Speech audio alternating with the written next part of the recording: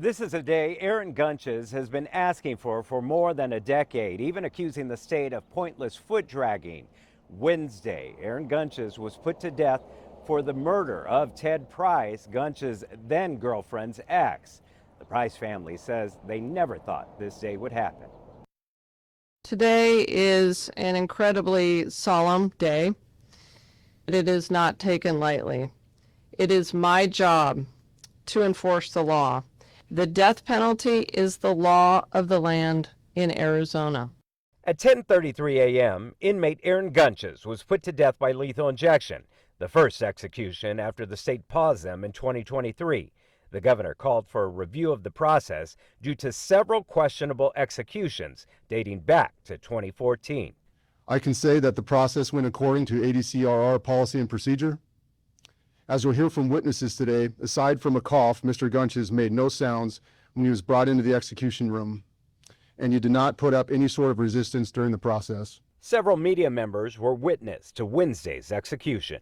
Despite the concern about the provenance and the effectiveness and the age of the drugs, I have to say that this is probably the smoothest execution that I've seen.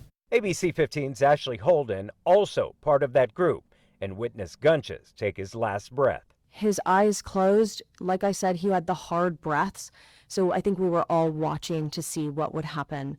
After that, like I said, I saw some small tremors in his arms.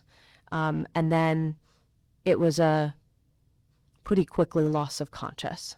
But Wednesday's death warrant was carried out 23 years after the murder of Ted Price.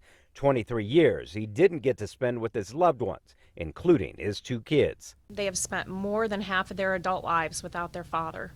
Ted never got to walk Brittany down the aisle when she married John. He never witnessed Justin join the Marine Corps or celebrated Justin's marriage to his fiancée, Jamie.